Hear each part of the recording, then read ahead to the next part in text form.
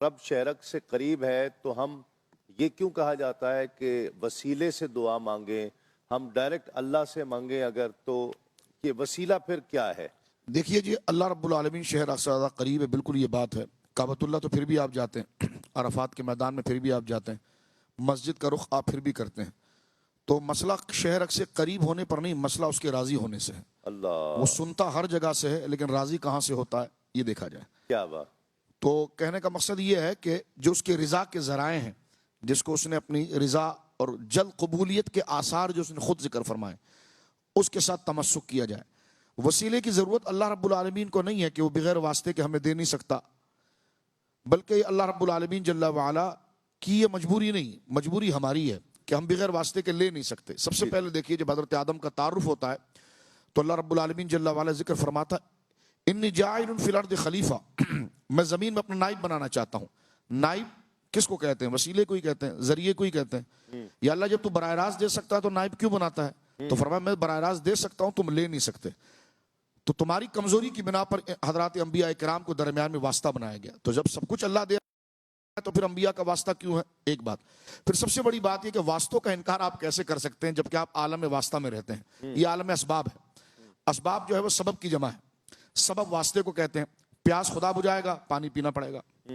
بھوک خدا ختم کرے گا، کھانا کھانا پڑے گا۔ ٹھیک ہے نا؟ تو اب آپ دیکھیے کہ جناب یہ خود ایک عالم واسطہ ہے کہ اللہ رب العالمین بغیر بادل کے بارش نہیں برسا سکتا؟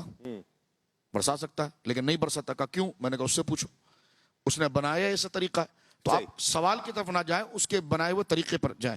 اللہ رب العالمین کیا حضور علیہ الصلوۃ والسلام کی شفاعت کے بغیر بندے کو نہیں بخش سکتا؟ بخش سکتا ہے، ہر شے پر قادر ہے وہ، لیکن نہیں بخشتا۔ کیوں؟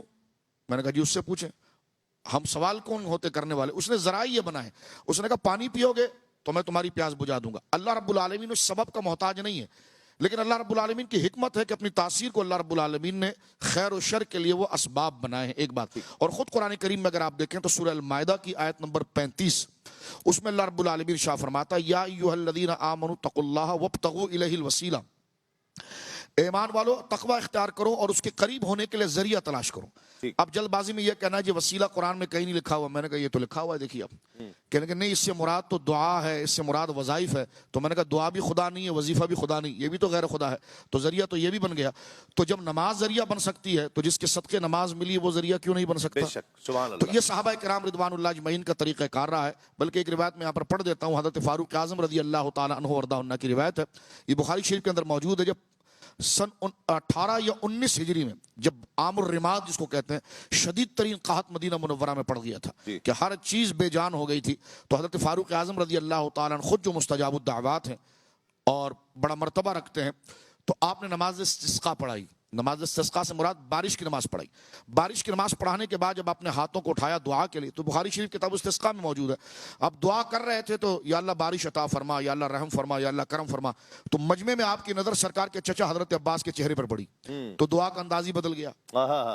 کیا آپ دعا کے الفاظ کہتے ہیں اللہم انا نتوسل الیک، اللہم انا نتوسل الیک بعم نبینا، اے اللہ ہم تیری بارگاہ میں، نتوسل میں نہیں، ہم سارے صحابہ، نتوسل جمع کا صیغہ ہے نا، جمع متکلم، نتوسل الیک ہم تیری بارگاہ میں وسیلہ پکڑتے ہیں، بعم نبینا تیرے نبی کے چچا کا، فسقنا بارش نازل فرما، فیسقان بارش نازل ہو گئی۔ سبحان اللہ۔ یہ بخاری